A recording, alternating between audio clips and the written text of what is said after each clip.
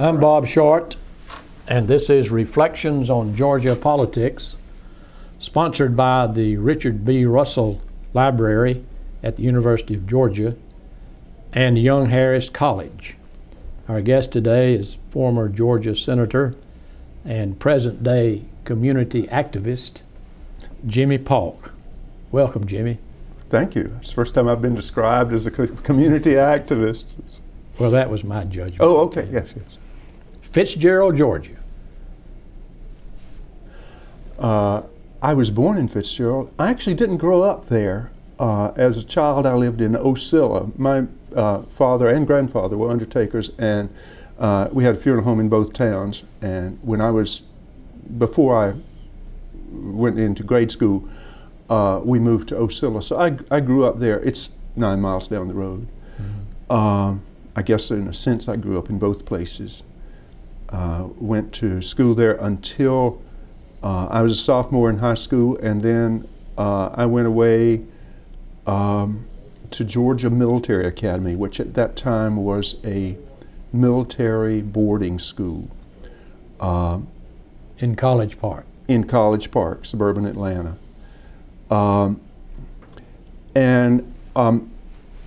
There's nothing remarkable about my youth, I don't think, but at GMA, Captain Brewster, who was the president of the school, had taken an interest in me, and he knew that I was interested in politics. And he introduced me to Jimmy Carter, who Brewster had, I believe, supported the first time around when Carter ran for governor. Or perhaps, I don't remember his background, but they had become acquainted, and he'd been impressed with him. And he wanted me to meet him. I did. I wound up being part of his campaign when he ran for governor successfully. Now, during that era, I was in college. So I was a college student going to the University of Georgia as an undergraduate and working for Carter. That was really my introduction to politics. I should back up and say that my real introduction was in Athens when I was a rising junior in high school. I was just a little kid. I spent most of the summer at the University of Georgia at a program supposed to be a program for gifted children. It was a National Science Foundation Institute in mathematics. It was just like 12 of us, and we were in a class being taught by B.J. Ball. Professor Ball was the head of the math department at the University of Georgia at that time. It's just an absurd matching of little kids and this powerful man. He was a great teacher. But that's what I was supposed to be doing. What I was doing, that was during that race for governor when Carter ran the first time. And I was working for Ellis Arnold. He had a campaign headquarters downtown. And Mrs. Barrow, Judge Barrow's wife, Phyllis Barrow, was in charge of it. I was basically working full-time for Phyllis Barrow and just showing up enough at classes to keep from getting thrown out. So that was my first real political job, and then that sort of segued into working for Carter, which is where I. So you remember the election of 1966? I do. I was just a little kid. I was stuffing envelopes, doing the kind of things that you do when you're. Right. I'm not sure. I guess I would have been old enough to drive, so I would have been able to drive stuff to the post office and that sort of thing. That was the year that we had no results in the election. It went into the legislature. That's right. That's right. And Carter, did not make the legislative vote. It was between Maddox and Bo Calloway. I am a true Democrat. My first vote, I believe, was cast for Lester Maddox because I decided, even though I had worked for Arnold and he was the write-in candidate, that I should vote a Democratic ticket. Okay, and then what happened? You were at Georgia. I finished at Georgia. I went back home. I'll tell you one funny episode. While I was at Georgia, I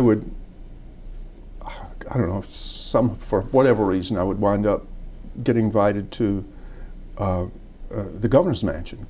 After Carter was governor, the last year or so that I was in college, and probably because of the kids, but for whatever reason, I would wind up spending. And I was there the weekend that Senator Russell died.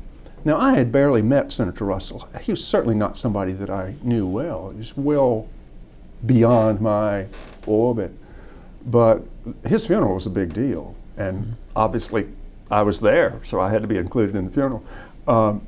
And that meant meeting everybody from the American government, pretty much, because they all came down for the funeral. And to be in the governor's party meant that, you know, you got treated like a VIP. And it meant meeting Richard Nixon. And I said that to say my conversation with Richard Nixon. We were in the governor's office, and there was what amounted to a receiving line of whoever was in Carter's office, staff, and family and friends who were there. And Carter took the president down the line and introduced them. And he came to me and he said, "This is Jimmy Paulk. He's a leader in our Young Democrats," which was not actually true. I was not that active in the Young Democrats, but he had to say something, I guess. And so the president said, "Are you in school?" And I said, "Yes, I go to the University of Georgia, Mr. President." And he said, "You've got some fine schools down here, the University of Georgia, Emory, Georgia Tech," and he went to the next person. That was the entire verbatim quote of my conversation with Richard Nixon at that point. Mm-hmm. Did you ever visit the White House? No, not until Carter was president, but not before. I mean, when Carter was president. Yeah, but not only just to see staff people and that sort of thing. Not in any serious way. Yeah. And then later, oddly, because of a friend of mine, when Reagan was president. But, I'm just a simple South Georgia former political type. My sphere was mostly right here. But you decided to run for office. I did. When I went back, I actually did. I mean, I guess Carter appointed me to a couple of state panels. I was on a blue ribbon panel to make recommendations about the medical it was called the Medical Advisory Committee to dealing with the Board of Corrections or corrections in Georgia. The background was that the state was getting sued by prisoners continuously about poor medical care, and probably justifiably. At that time, the only fully board-certified physician in the entire prison system was the head of the head physician. Everybody else, it was people who either came here and had a foreign medical license and they had practiced under an institutional license for so long until they could pass their board exams. So that's who we had, and plus nurses and inmates. It was a really bad structure. Our job was to make recommendations. Most of it was professionals. There were a couple of laymen. I was one of those. But I did, beyond that, I was just busy with I was in the insurance business in Fitzgerald, the business that I've been in most of my adult life as far as making a living. And I guess I was active in environmental issues and have been forever. I had decided that I wanted to run for the state senate. I believed that Martin Young, who was the dean of the Georgia Senate, was vulnerable. He had, however, soundly defeated every opponent that he had had up to this time. He had not had a close race, and they had been good people.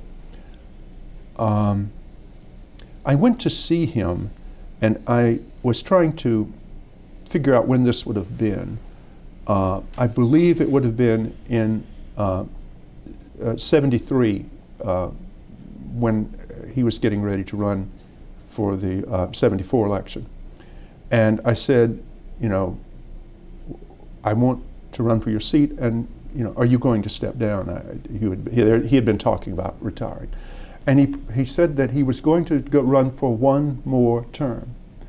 And he promised me that he would run for one more time and then step down. This was the conversation we had, just sitting in his den. And I said, okay, I'm going to take you for your word. If you will do that, I will not run. But I am going to run 2 years from now.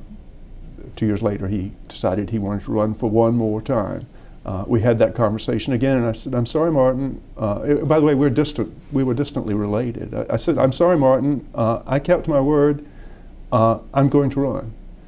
And at that time, there was another guy, and at this point, I don't remember his name. I was trying to remember that this morning, who had announced, or who had run the prior time, and who was indicating that he was going to run. He was putting out feelers.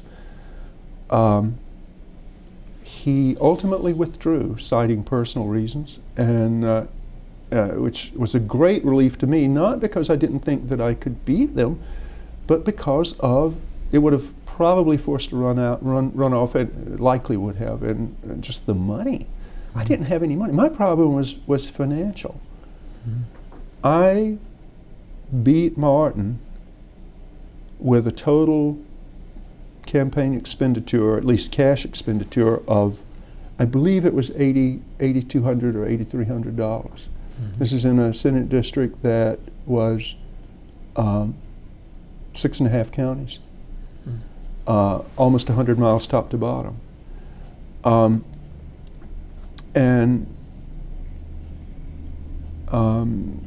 So that's how that came about. What sort of campaign did you run?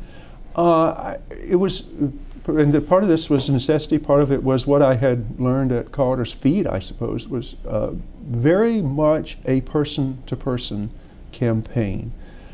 By that I mean, in South Georgia at that time, and somewhat to this day, men, especially farmers, would gather for coffee early in the mornings at every little town. Now, I had a lot of little towns, and I would get up every morning and drive to one of those towns, Unadilla, Ashburn, Vienna, Sylvester, Cordele, Ocilla, Fitzgerald, some of the little towns, little smaller little communities that had places where people sat and drank coffee, introduce myself, and get to know them. And I told them, I'm going to run for the state senate. I just wanted to get to know you. And I became friends with all of those people. That was the first thing that I did. I had a newspaper column that I had written in the, which I hope has been burned, but I'd written in the Fitzgerald paper for a few years, and I was able to, I don't know if you would, syndicate is a strong word when you're not getting paid, but I was able to persuade the Sylvester Local to carry it. I believe the Ashburn paper carried it. So I was in several of the main markets in my, I believe it was in the, it may have been in the Cordele paper as well. I know that most of my markets had my newspaper column. And again, that was free. Ultimately, I mean, that last year I did a lot of factory gate type stuff. An awful lot of campaigning at festivals and parades and all that sort of thing. In South Georgia, every little town has some sort of festival with a queen and you know, the whole ritual of those things. So I did my share of that. And in the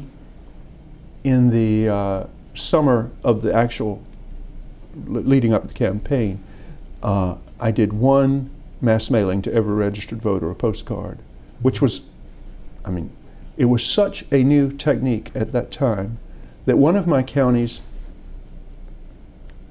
it may even have been Crisp, which was the largest, but one of my counties, they didn't have the ability to give me a copy of the voter list because they didn't have a copying machine, and they actually loaned me the voter list, and I went down the street and made a copy and brought it back. I remember that because it was such a an amazing, and so, that may have been Dooley. It was Dooley. It was Dooley County. But I just remember that so vividly because it was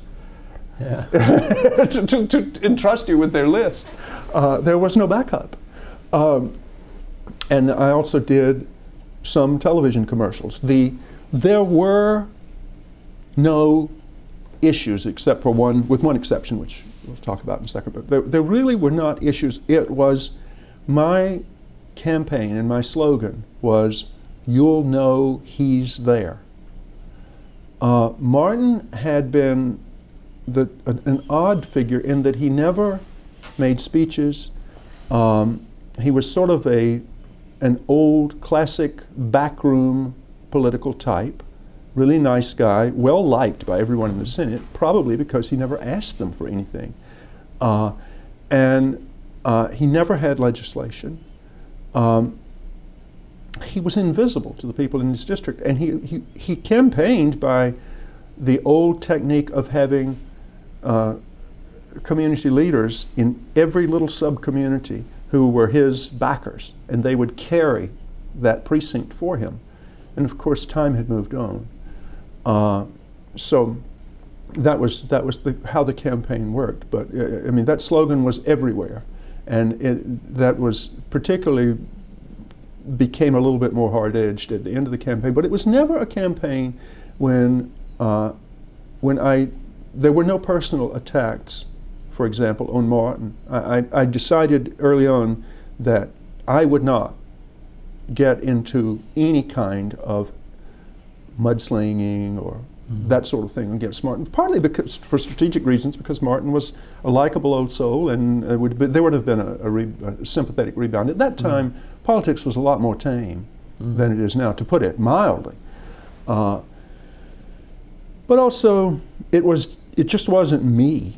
I was at that time a devout Christian. I was very earnest about this, and I had rules about how I wanted to approach the campaign. So I followed my recipe, I'm happy for the way the campaign turned out. So you won and came to the Senate. I did. I bet it was a culture shock. Let me just, before we leave the campaign entirely, I want to talk about something because it follows me everywhere. And just while we're setting the record for after I'm dead, let me clarify something. I had been, from the time I was a college kid, I had been an environmental activist. There's no other word for it. I just was. And a dear friend of mine in Ben Hill County, Milton Hopkins, Buddy Hopkins, had brought a lawsuit against the federal government, Hopkins versus the United States, saying at that time Mirex, which is a poison used to kill fire ants, was being sprayed, broadcast all over all of South Georgia, all of the area that was infested with fire ants. That program was very popular. It was also, in Buddy's opinion, and I guess in mine, damaging in that it killed other insects and it destroyed the chain of life at the lower levels, and ultimately would be ineffective, which turned out to be the case. At any rate, Hopkins brought, and this was not, I don't think, his idea, I don't remember, but he agreed to be they needed a plaintiff who was a farmer in the affected area. And with the support of a variety of environmental organizations, Buddy brought a lawsuit, Hopkins versus the United States, suing the United States government, saying that it was a violation of his property rights to spray poison on his land without his consent. And it was not a throwaway lawsuit. It got to the Court of Appeals. It did get read, and ultimately was not successful. I was involved very peripherally in that as a sort of gopher. I was just a little kid. There's nothing else much I could do except make copies, and but I was there at the time. Mm-hmm. And during my campaign with Martin, things were going swimmingly until, I don't remember what month it was, but it was a couple of months before the primary, which was everything. There was no Republican in the race. And all of a sudden, everywhere I went, everywhere, people would come up and say, "Oh, you're the one that's been fighting the MyRex program." Suddenly this rumor had swept the district, which was not just a rumor, that I had been fighting this popular program. And by the way, if this had happened, if Martin was in fact the instigator of this, I don't know that he was. I don't know how that came about, but if he'd been clever, he'd have waited until the very last minute, because if this had happened when I didn't really have time to respond, it would have killed me. As it happened, I was the beneficiary of great timing. The rumor sort of reached a climax where it was just, there was no other conversation wherever I went. That was all that we were going to talk about. So I don't know if I was invited or I got myself invited to speak to the Lions Club of Ocilla, Georgia. This is where I'd grown up. These were my friends. So I had a speaking engagement. I called Albany Television. Albany was the station that everyone watched in my whole district, except maybe in Unadilla where they watched Macon. But pretty much everywhere else they watched Albany Television, and the farmers all watched it for weather, so they watched the news too. And I called them in and asked them, I said, "I'm going to do something interesting at this Lions Club meeting and I want you to come." And I'd never made such a request, and they said, "Paulk, this better be good. If this isn't, you're never getting another inch of film." So they came, and I don't know if the papers, I guess somebody from the television newspaper came. That was about it. It was the local paper there. And I wish it was, the statement itself was on camera, because I would like now for people to see what I actually said. It was the most non-committal statement that you could possibly make. I didn't want to lie. I couldn't say that I had not opposed the MyRex program or that I had changed my mind. I hadn't. It was about the importance of pesticides and that sort of thing. And I had a little bowl of MyRex. The county agent, who was a friend of mine in Fitzgerald, explained to me that it loses its potency very fast, and it's basically ground up corn cobs with this ingredient that at any rate is one of the most specific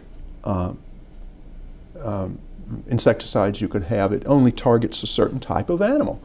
So people can eat it, not that they would want to, but this was old and it was gone. I was just eating ground up corn cob, and I didn't eat much, but I had a little piece of a spoonful, put it in my mouth, let the cameras watch me chew for a minute, and it was magic. The issue disappeared.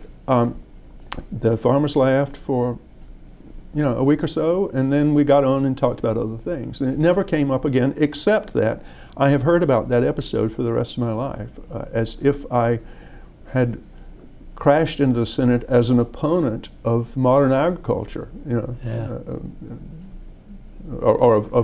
sorry, as an opponent of environmental programs, and that wasn't the case. Did you ever read Rachel Carson's book, Silent Spring? Of course, yeah. What was your reaction to that book? I read it when I was in college, so it was in that whole formative period when I was, I don't know, building an ideology, and to this day, I don't, I'm sure I've probably have long since thrown the book away, but I mean, it's a part of my, it's become a part of my persona. I want us to live in a world where we aren't swimming in poison. But honestly, most of my environmental work has not been anything near pesticides. It's been about water. Right. We can talk about that as yeah, I'd like to, but first I would like to talk about your coming to the Senate. Yes, I think so. And what your impression was when you when you held up your right hand. Well, yes, but even before that, my first visit to the Capitol as a senator-elect was for something that most people wouldn't even, it was for the Senate caucus meeting, where you organize the Senate for that year, which is held, I don't know when it was, but November or December, before the session started. And so that was the first time I went into the Senate chamber as a prospective senator, meeting some of my colleagues for the first time. I had made it my duty to go and pay personal calls at their homes at as many people as I could that I didn't already know. I did know some of them. And I went in for the caucus, and Martin, the guy that I had just beat, was sitting in my chair. And I didn't know what to do. I mean, I'm just brand new at this, and there's something totally unexpected. And everyone, there was an air in the Senate, everyone had noticed this, and you could see them smirking, you know. I didn't want to confront Martin. It was the last thing that I would do. So I was a friend of Al Holloway, who was the majority leader. I'm sorry, majority leader, yeah. And Al's office was right there next to where I sat. I didn't know many people as well as Al, but our districts adjoined. I had known him before. I'd visited him. So I just went over to get Al's advice, and I said, and Al said, I remember the conversation verbatim. He said, well, do you think the old son of a bitch is just that stupid? And I said, yeah, Al, that's all I think is going on. He's not venal. And he said, you know, he thought a minute, and he said, okay, I'll tell you what you do. Bob Bell's seat is right in front of you there. You sit, that's whatever, 5th district. He said, you sit in Bob's seat. He's a Republican, he won't be here. And when I call the roll, I'll call you, I won't call Martin. He'll just sit there, he won't vote. And you'll be fine. So that's what we did. And later, I don't think, it wasn't that day, but it was at a parade a week or so later. Martin came up to me and apologized. He clearly just not understood, you know, that he wasn't a part of that caucus. But that was my first day on the job, I guess. I don't remember much about being sworn in. I'll tell you about two things. I'll tell you about the first important vote that happened, and then we'll talk about the Senate itself and how the factions were comprised at that time. I believe it was the first day that I was there, for some reason, because they needed this vote that I think something that had happened before had to be done again for budget reasons. There had been an error they were fixing or something. It was a vote for those two, the Twin Towers, that 2 office buildings across the other side of the Capitol. And it was supposed to be a perfunctory vote so that they could start building on them. And it had come up rather suddenly, and I hadn't had time to look at any of this, and here were some very big numbers. And I remembered that Jimmy Carter had vetoed those buildings when he was governor, saying something to the effect that it would just be 20 more acres of state employees, and that's all it would amount to. And so I said, well, I'm going to vote against it. And everyone said, oh, well, you're going to have the governor really upset with you. And I knew Governor Busby was the governor at the time. I knew Governor Busby. You were his senator. No, he was from Albany. I didn't go that far. Oh, okay. But he had been in the House, and his House district adjoined my district. We had met at functions. Our friends, we had some of the same friends. His mother was from Vienna in my district. He had grown up in my district. So, you know, we had many ties, and I knew that this was something that was going to pass overwhelmingly, and he could tolerate one vote from me. I just wanted to make a symbolic vote against excess, and against voting for something without ever reading it. I probably violated that particular rule a lot of times as time went on, and I became a little more jaded, but at that time I thought I could make a stand. So that was my first vote. Let me talk about what the Senate was like at that time, because it's so different now. There are 56 members. My first term, there were 4 Republicans. Paul Coverdale, Bob Bell, who later ran for governor, Jim Tysinger, and Haskew Brantley. Those were the Republicans. That's it. So the classic divisions that exist, for example, right now, just didn't exist. But what happened, and this didn't happen in the House, interestingly enough, but it happened in the Senate, which had been the battleground, and still I think was, because it was closely divided on key votes. When Lester Maddox was governor, the Senate had divided itself into the Maddox faction and the anti-Maddox faction. And then when Carter was elected, of course, Maddox was like governor. And the Senate, those factions persisted. The anti-Maddox faction became the Carter faction, and the Maddox faction stayed the Maddox faction, of course. And during, I don't know, you remember, in the Carter years, every battle was just hard fought in the Senate. It was always a vote or two, and he lost a lot of votes. And it was, it was that division. By the time I got there, Carter was president, Maddox was long gone, but the factions were still there. And it's not that one was necessarily more conservative than the other, although, I mean, I guess you could make an argument that the Maddox faction was more conservative on some issues, on social issues. But on balance, this was not a conservative liberal split. And it was not a pure urban rural split. It wasn't like that. It was just driven by personal politics and by the struggle for power and leadership. The leadership faction, which was the old Carter faction, was led pretty much by Al Holloway and Zell Miller, the lieutenant governor. At that time, the lieutenant governor still exercised a lot of power, not just as the presiding officer, but appointing committee chairman. Really, he was a part of the leadership in every sense, probably the key figure in the leadership. But it was very much a group of people, and Jack Riley from Savannah, and then on down, Roy Barnes, all the committee chairmen, Pierre Howard, Eldridge. That was the leadership faction. Then the old Maddox faction had morphed into the sort of opposition, and that was led, I would say, by Culver Kidd.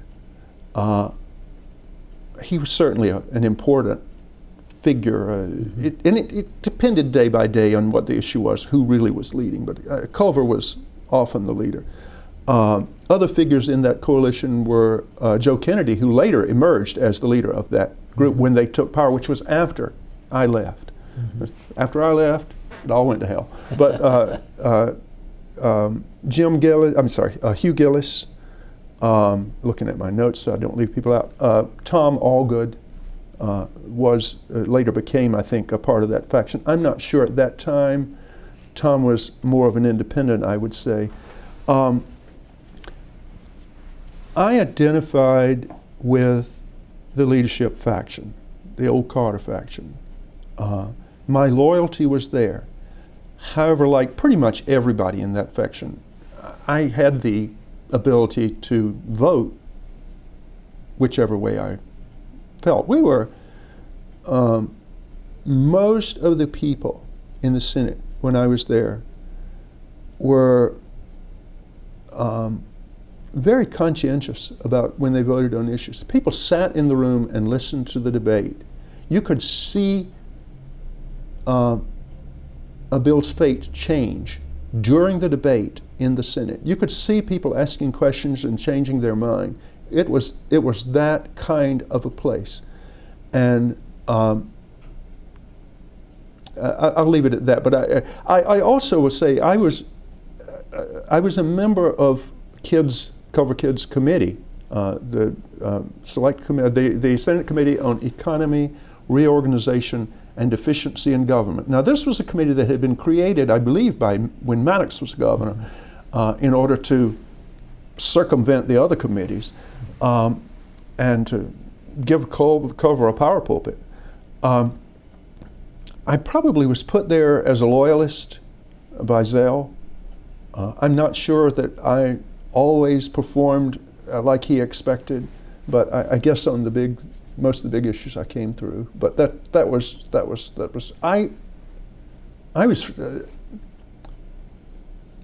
almost everybody in the Senate when I was there.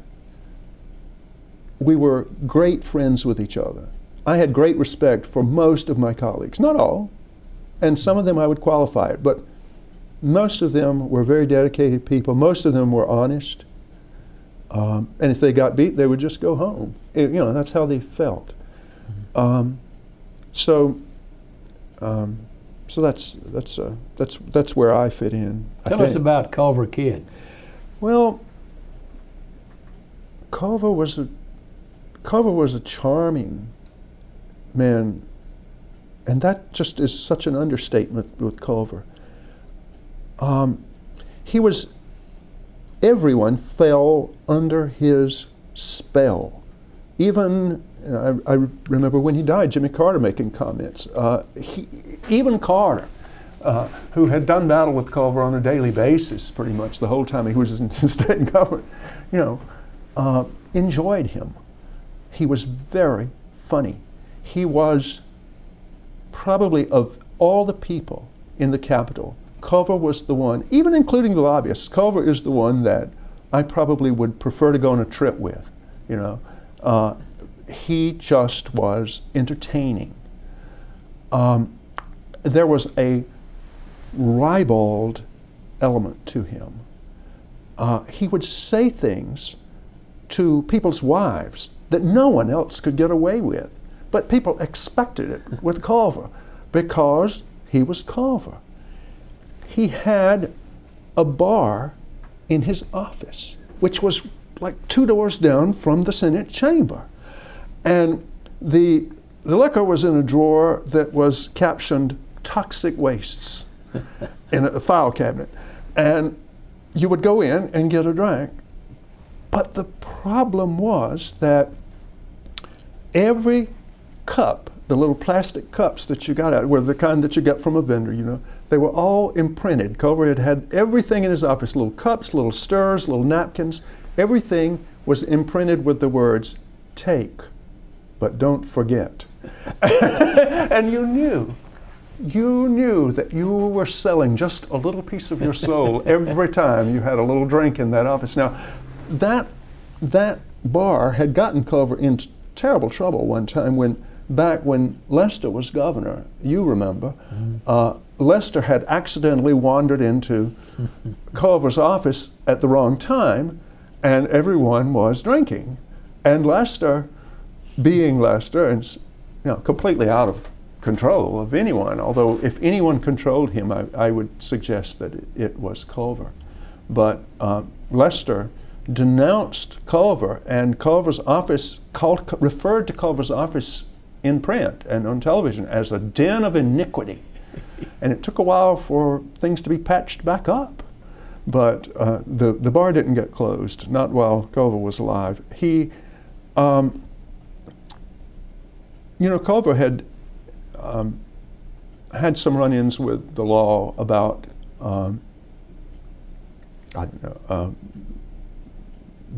federal charges of selling his influence, and he had won his cases. And when he went to his office, by the way, in Milledgeville, he had a small loan empire. And when you went into his office, he would take you and show you these huge framed, apparently when you're in federal court for criminal charges, if you get out, you get this big framed scroll that says, go hereby without a day, or something like that. And he had 2 of them, and he would explain those are the most expensive things on his walls, but he was very proud of them. I think, you know, I don't pass judgment on anything. I don't know what happened with Culver and his constituents. That's for someone else to say. I do think that Culver seemed inclined to represent a lot of industries and businesses that he was on friendly terms with, and you would get trapped into situations. You would, especially on the floor, when things were suddenly moving real fast, and there would be a floor amendment from Culver that would do nothing but, and it would be some harmless little thing, and you would vote along with it. It would pass. Months later, you would read in the paper, your name would be listed as one of the people who had passed this amendment that gave enormous power to, I don't know, gambling or the liquor industry or something terrible. And he had done it again. And I don't make accusations about why all that happened, except to say that was just the way he was. But he was one of my favorite people. After all of that, after all of the times he got me in trouble, I can't look back and say that I didn't really love him, because I did. You know. What sort of bills did you get in EREG committee? It was just a little of everything. A lot of things having to do with the election process. The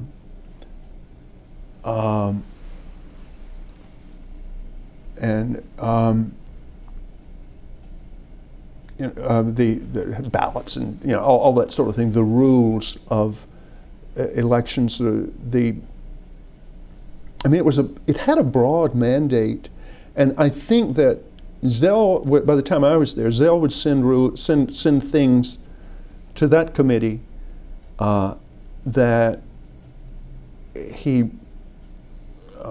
where he trusted Culver and the rest of us to sort of come down on a certain way. Yeah. But you know, I don't think that a capital punishment bill would go to EREG, but you know, it did have a broad mandate. Didn't he abolish that committee?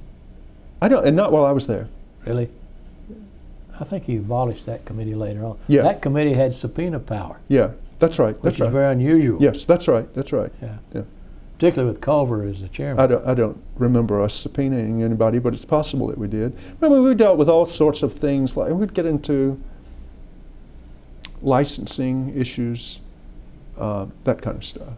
A lot of the day-to-day machinery of state government, which frankly was the thing that Culver was most interested in. Culver did a lot of good. I don't think anybody could deny Culver his legacy.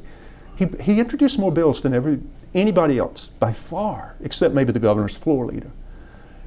And a lot of them were really, that's how you got trapped. So much of his legislation was obviously good and harmless and well thought, that here came another one, seemed to fit the pattern, except for later.